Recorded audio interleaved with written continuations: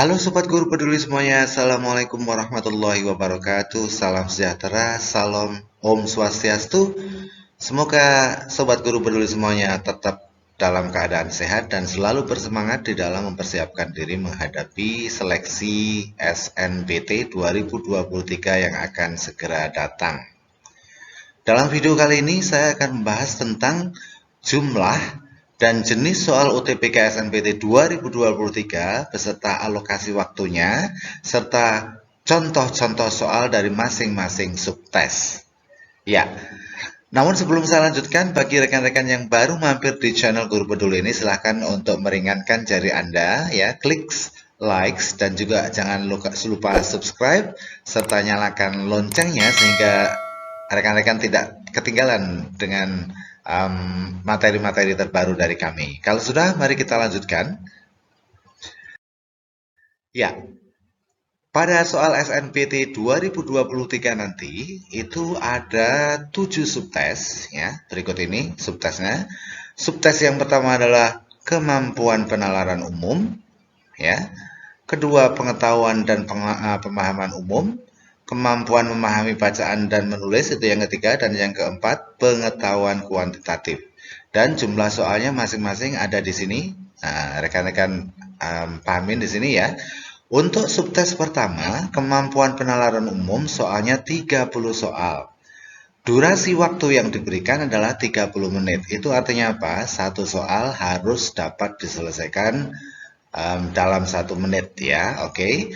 Kemudian subtes kedua adalah pengetahuan dan pemahaman umum. Ya, jumlahnya 20 soal dan waktunya 15 menit.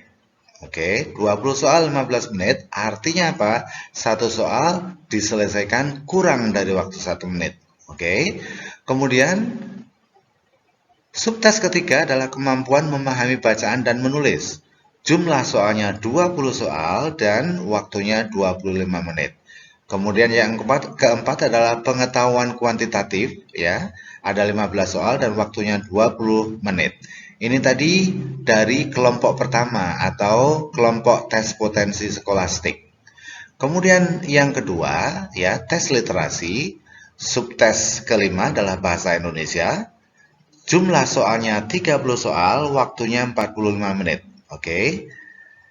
Bahasa Indonesia ini cukup sulit ya, karena panjang-panjang bacaannya, jadi jangan pernah terlalu percaya diri dengan bahasa Indonesia kita, karena ini berbeda dengan bahasa sehari-hari kita.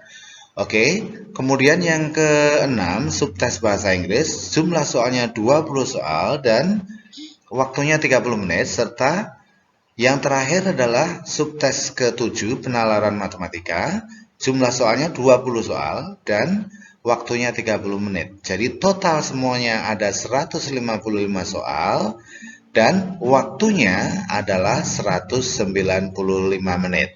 Oke, jelas ya, Sobat Guru Peduli semuanya. Saya akan uraikan satu persatu nanti ya, tujuan dari setiap subtes ini apa, kemudian contoh soalnya seperti apa. Saya akan tampilkan, tayangkan satu-satu. Tapi dalam video kali ini saya hanya bisa menyampaikan contoh-contoh untuk subtes 1 dan subtes 2. Subtes 3 sampai 7 sebetulnya sudah pernah saya tayangkan di beberapa video sebelumnya, tapi nanti akan saya tayangkan kembali ya, sehingga rekan-rekan bisa menambah wawasan tentang pertanyaan-pertanyaan yang akan Sobat GP semuanya hadapi. Ya, mari kita lanjutkan. Iya, tapi sebelum saya lanjutkan, Sobat GP semuanya, kalau kalian yang belum paham atau belum merasa siap untuk menghadapi SNBT 2023 nanti, silahkan ikutin trial kelas gratis bimbel online ya, SNBT 2023 dengan Ayo Lulus ya, yang bekerja sama dengan Taruna Luhur dan juga Guru Peduli. Silahkan mendaftar di langsung di www.ayolulus.com, cari page registrasi, kemudian tuliskan di sana, atau Anda bisa menghubungin WA nomor 0858 1118913. Oke. Dan kalau bagi rekan-rekan yang memang sudah benar-benar ingin ya atau kebelet istilahnya untuk lulus ya, kalian bisa ikut bimbel UTBK SNMPT 2023 bergaransi lulus yang diselenggarakan oleh Ayo Lulus bekerjasama dengan Guru Peduli ya. Silahkan daftarkan di nomor WA, hubungi nomor WA ini atau daftarkan di ayolulus.com ya. Oke, mari kita lanjutkan ke pembahasan kita hari ini. Yang pertama adalah tentang subtes 1, kemampuan penalaran umum.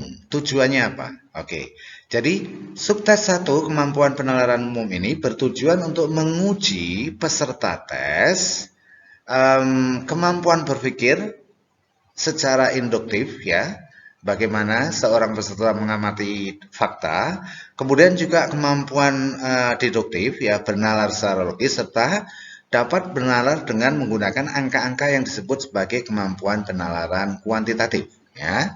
Jadi dari subtes 1 ini ada beberapa jenis soal ya. Oke, ada beberapa jenis soal. Penalaran logis ya, seperti silogisme ya, oke. Kemudian penalaran analisis ya dengan mengamati fakta, kemudian juga penalaran matematis atau kuantitatif. Ya, berikut ini contohnya. Yang pertama ya, ini subtes kemampuan penalaran umum yang pertama ya, ini tadi mengambil kesimpulan didaktif ya. Misalnya ada soal, semua pohon berakar dan bercabang. Tanaman X berakar tapi tidak memiliki cabang. Kesimpulan yang tepat untuk dua premis ini adalah A. Tanaman X adalah pohon yang berakar. B. Tanaman X adalah pohon yang tidak bercabang. C. Tanaman X adalah pohon yang berakar dan tidak bercabang. D. Tanaman X adalah bukan pohon bercabang. Atau E. Tanaman X bukan merupakan pohon meskipun berakar. Oke, mari kita bahas ya. Kita lihat di sini. Semua pohon berakar dan bercabang. Iya, ini penalaran langsung ya ini ya. Oh sorry, penalaran tidak langsung ya. Semua pohon berakar dan bercabang. Ini artinya syarat. Untuk disebut pohon ya, itu harus berakar dan bercabang. Harus dua. Ini konjungtif di sini, harus dua-duanya. Nah, sementara tanaman X berakar dia, tapi tidak bercabang, berarti tidak bisa disebut pohon. Nah, kesimpulan yang tepat adalah tanaman X adalah pohon, salah. Karena X tadi bukan pohon ya. Tanaman X adalah pohon, salah. Kita bisa mengeliminasi A, B, dan C ya. Karena di sini menyebutkan tanaman X adalah pohon. Ya, berarti A, B, dan C sudah tidak tepat. Sekarang kita lihat D. Tanaman X adalah bukan pohon bercabang. Nah, kalau tanaman X adalah bukan pohon bercabang, berarti tanaman X adalah pohon, gitu ya. Juga kurang tepat. Jadi, jawaban yang tepat adalah tanaman X bukan merupakan pohon, meskipun berakar. Oke, begitu ya. Sobat KB semuanya? Ya, ini merupakan syarat ya. Jadi, ini syarat. Berakar dan bercabang itu syarat. Dan kalau tidak terpenuhi ya bukan pohon gitu. Oke, jadi tanaman X itu bukan merupakan pohon meskipun berakar karena dia hanya memenuhi satu syarat saja, berakar, tapi tidak memenuhi syarat yang kedua, bercabang. Oke, jelas ya? Iya. Berikutnya, soal berikutnya tentang penalaran berdasarkan fakta atau informasi. Ya. Di sini ada teks 1 untuk soal nomor 2 ya. Kita baca dulu teksnya. Anita adalah karyawan yang wajib mengenakan baju seragam warna biru, kuning, putih, merah, dan hijau selama hari kerja dari Senin sampai Jumat. Di sini ada ketentuannya. Ada batasannya ya. Baju merah dipakai setelah baju kuning. Baju hijau boleh dipakai sebelum baju biru yang dipakai pada hari Jumat. Artinya apa? Ya, baju biru dipakai pada hari Jumat. Oke. Kemudian baju kuning harus dipakai pada hari Selasa. Itu ya rekan-rekan. Kalau kita gambarkan, kalau misalnya cara yang cepat mengerjakan soal seperti ini, Anda harus cepat-cepat membuat diagram ya atau gambar. Contohnya seperti ini ya. Misalnya tadi Selasa baju kuning, oke. Kemudian Jumat baju biru, kita tulis di sini ya. Kemudian ada satu baju merah dipakai setelah baju kuning, artinya di sini ya, kuning, merah, biru. Nah, baru kita bisa menulis yang lain. Baju hijau boleh dipakai sebelum baju biru, berarti baju hijaunya di mana? Baju hijaunya di sini ya. Ya, oke. Ini baju hijau. Oke, sorry. Baju hijau. Ya. Berarti tinggal baju putih di sini. Oke. Nah, sengaja saya tidak kerjakan semuanya. Karena apa? Karena dari ini kita sudah bisa menjawab soal ini ya. Kadang-kadang kita tidak harus menyelesaikan semuanya seperti ini tadi ya. Karena apa? Karena kita butuh kecepatan ketika mengerjakan soal-soal SNPT nanti ya. Jadi dari kesimpulan atau gambar yang didapat di sini kita bisa menyimpulkan bahwasanya jawaban A salah, B salah, C salah. Kenapa? Karena kuningnya itu ada di hari Selasa, berarti dia ada di nomor 2 ya. Jadi jawaban yang tepat di sini adalah Eko ya. Kita lihat jawaban yang tepat di sini adalah Eko, putih, kuning dan merah. Oke, ya. Jelas ya sobat guru bedul semuanya? Oke, mari kita langsung masuk ke contoh soal berikutnya. Masih tentang subtes kemampuan penalaran umum, tapi yang berhubungan dengan angka kuantitatif. Contohnya misalnya, belum tentang angka, tapi masih tentang sama dengan soal sebelumnya ya. Ini teks kedua untuk soal nomor 3. Ya. Dalam sebuah rapat 8 orang karyawan, Anita, Diana, Lucy, Lukman ini ya, bukan Lukmas, Gita, Monica, Roni, dan Tobi duduk mengelilingi sebuah meja bundar. Iya, di sini ada batasannya. Gita duduk berseberangan dengan Anita. Monica duduk di antara Tobi dan Lucy. Nah, ketika kita membuat seperti ini, kita langsung buat gambarnya aja ya. Kita lihat misalnya ada lingkaran di sini. Nah, batasan yang pertama, kita duduk berseberangan dengan Anita. Misalnya kita buat di sini ya, atas dan bawah ya. Oke, utara dan selatan. Iya, kita buat misalnya Gita dan Anita. Ini berseberangan ya, ini berseberangan. Ya, oke. Kemudian Monica duduk di antara Tobi dan Lucy. Kita masih belum gambar dulu ya. Nah, kita cari yang bisa digambar. Misalnya, Tobi duduk terpisah 2 kursi dari Anita. Ini Anita, ya. Kalau Tobi terpisah 2 kursi, kemungkinannya hanya ada 2 ya. Misalnya ini, sebentar, oke. Bentar ya. Jadi ini kita buat seperti arah mata angin gini ya. Oke, 1, 2, oke. Karena ada 8 ya. Kemudian ini, iya. Kemudian ini. Nah, ini kan ada 8 jadinya. Iya, oke. Ya. Jadi kalau Tobi duduk terpisah 2 kursi dari Anita, di sini Anita, ada 2 kemungkinan. Terpisah 2 kursi, 1, 2, berarti di sini atau di sini, ya. Betul ya?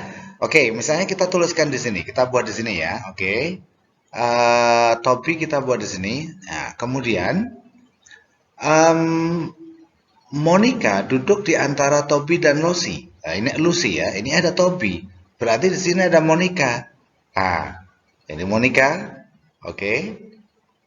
Dan ini Lucy. Ya, jadi Monica duduk di antara Tobi dan Lucy. Kemudian Lukman dan Lucy duduk berhadapan atau berseberangan. Nah, ini begini ya. Berarti Lukman ada di sini. Betul ya? Oke, kemudian dari situ kita sudah bisa membuat atau mencari jawabannya ya. Kemudian ada satu lagi di sini Roni. Roni mana tadi? Ya, tidak ada ketentuannya di sini ya. Oke, jadi di sini kemungkinannya seperti ini ya. Ini Roni dan kemudian ini bisa kita buat Diana di sini. Oke. Nah, sekarang kita lihat pernyataan berikut yang benar menurut teks di samping adalah mana? Diana duduk di antara Gita dan Tobi. Diana mana Diana? Diana di sini ya. Duduk di antara Gita dan Tobi, nggak mungkin ya, karena Diana ada di sini. Oke. Roni duduk dipisahkan 2 kursi dari Tobi. Roni duduk, Tobi mana? Oke. Ya, ini Tobi dipisahkan 2 kursi dari Roni ada di sini. Oh, oke. Jadi, jawaban yang benar di sini adalah bravo ternyata. Begitu aja sudah ketemu, nggak usah dilanjutkan ya. Roni dan Diana duduk berseberangan. Mana? Roni dan Diana. Nggak bisa berseberangan karena Diana ada di sebelahnya. Di sebelah Roni ya. Oke. Jadi sudah ketemu. Oke. Ya. Soal berikutnya tentang penalaran kuantitatif. Ya, ini kemampuan penalaran umum masih ya, tapi yang berhubungan dengan kuantitatif atau matematika atau hitungan sedikit ya. Dalam suatu kelas terdapat 56 siswa perempuan. Jika jumlah siswa laki-laki adalah 30%, maka berapa jumlah total siswa keseluruhan? Ya. Oke, jadi kalau kita deskripsikan, notasikan seperti ini, diketahui apanya? Diketahui adalah jumlah siswa laki-laki 30%. Berarti perempuannya berapa? 70%. Nah, 70%-nya sama dengan berapa? 56. Berarti 56 ini adalah 70%. 70% dari mana? Kan total jumlah semuanya harus 100% ya. Kalau 100% total jumlah seluruh siswa dan 30%-nya itu laki-laki, berarti 70%-nya adalah 56. Yang kebetulan 56 itu adalah 70%-nya ya. Sekarang kita cari 100%-nya ya. Jadi total jumlah siswa laki dan perempuan adalah 100%. Jadi caranya gimana? Iya. Caranya adalah 56 sama dengan 70%. Berarti 100%-nya adalah 100 per 70 kali 56. Oke. 100 per 70 kali 56 itu kalau kita ngitung begini ya. Ya. Kita coret 0 di sini, nolnya kita coret 1 karena ini dibagi ya. Coret 1, sorry maaf, saya ganti merah. Ya, ini nolnya 1 kita coret. Ini nolnya 1 kita coret. Berarti tinggal 10 kali 56 sama dengan 560 dibagi 7. Ya. 56 dibagi 7 sama dengan 8, nolnya kita tambah 80. Jadi jawaban yang tepat ya adalah 80 siswa. Nah, oke. Jelas ya? Sobat guru peduli semuanya? Oke, ya. Kalau sudah, mari kita lanjutkan ke subtes yang kedua. Subtes kedua adalah tentang pengetahuan dan pemahaman umum. Soalnya tentang apa ya? Nah, oke, kita baca dulu tujuannya. Tujuannya adalah untuk menguji kemampuan peserta tes dalam memahami dan mengkomunikasikan pengetahuan yang dianggap penting di lingkungan budaya Indonesia, khususnya keterampilan dalam berbahasa menggunakan kata dan keluasan serta kedalaman pengetahuan umum, pengetahuan praktis seseorang tentang bahasa, informasi, dan konsep-konsep khusus yang berbasis verbal dan kebahasaan. Jadi ini lebih banyak kepada pengetahuan atau kemampuan verbal kita ya, berbahasa kita, baik itu membaca ataupun menulis. Contoh soalnya adalah sebagai berikut. Salah satunya adalah, iya, di dalam subtes pengetahuan dan pemahaman umum ya, salah satu soalnya adalah tentang analogi. Ya. Anda tahu ya, analogi itu adalah persesuaian hubungan kata ya, atau kesamaan hubungan kata ya. Kalau rekan-rekan mau belajar khusus tentang analogi, ada ini di atas ya. Saya cantumkan ada khusus tentang analogi, bisa tonton ya di video sebelumnya.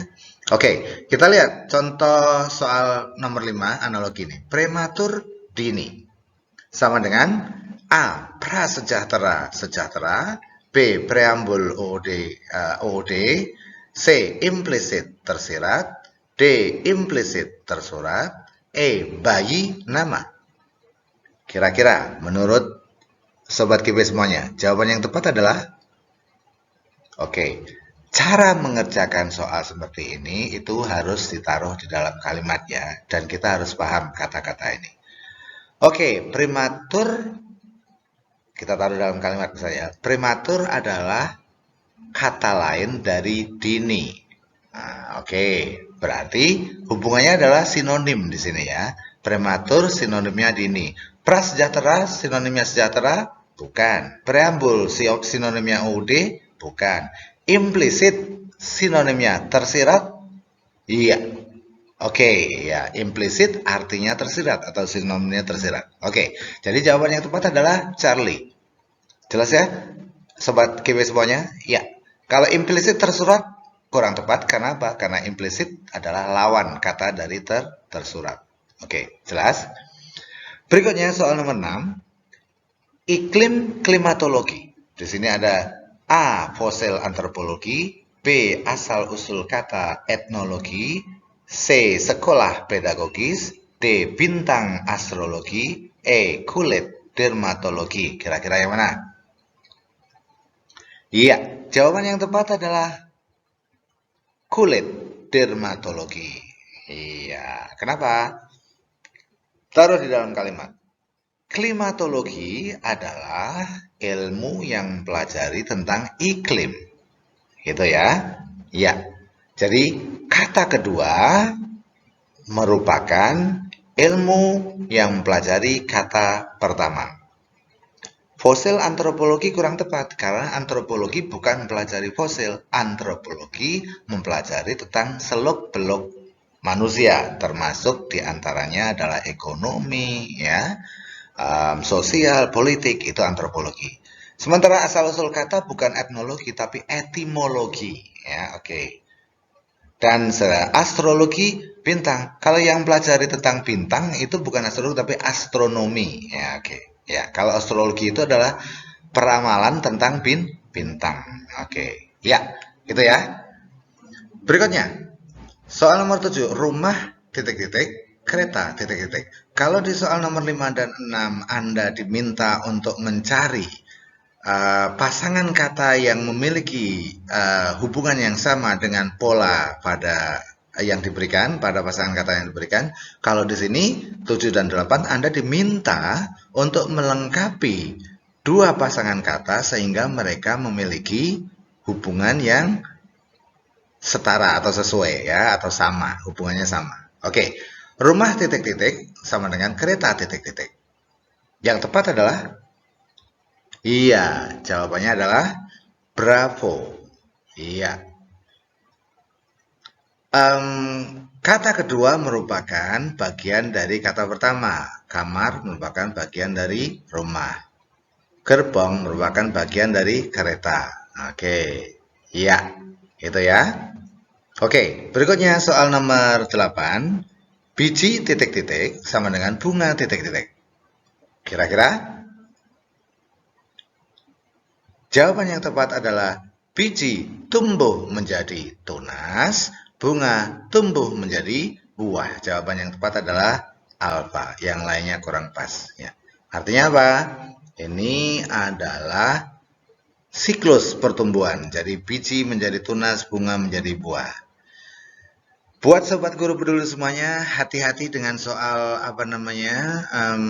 analogi. Kelihatannya mudah, tapi kita harus memiliki kosakata yang banyak dan tahu ya apa sih yang dimaksud dengan analogi. Artinya mencari padanan hubungan kata ya. Oke. Ya. Jadi yang dicari adalah padanan hubungan katanya, bukan padanan katanya, tapi padanan hubungan katanya. Oke. Itu tadi salah satu subtes pada pengetahuan dan pemahaman umum. Ada jenis lain. Jenis lain yang agak sedikit rumit.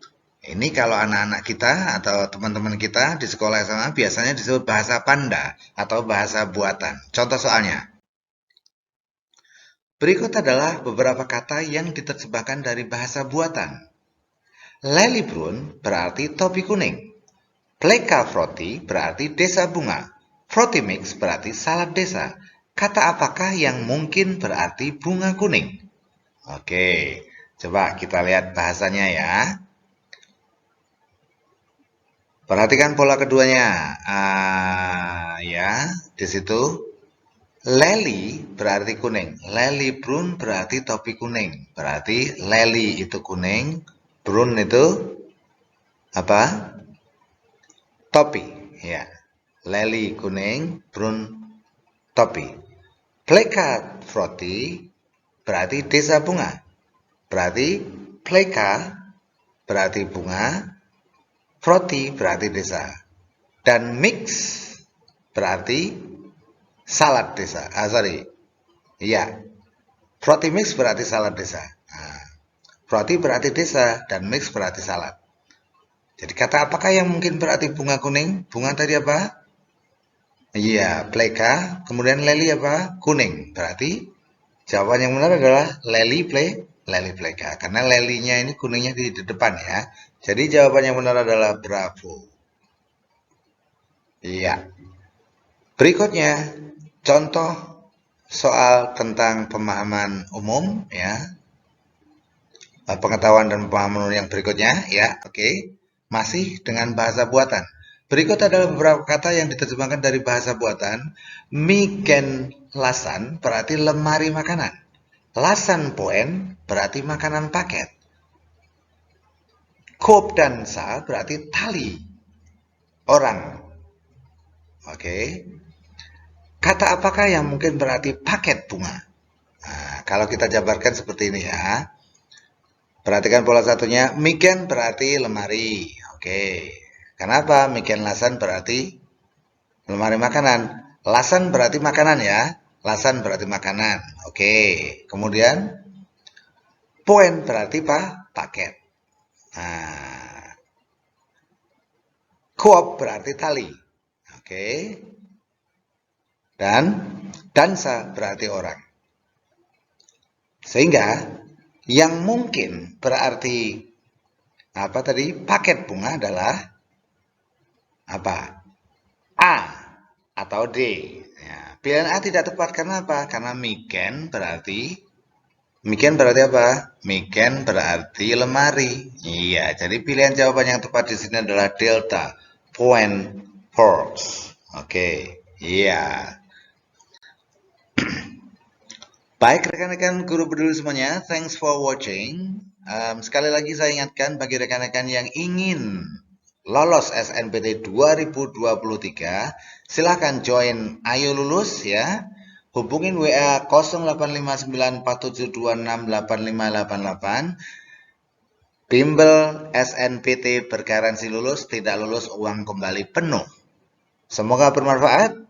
Thanks for watching and see you in the next video.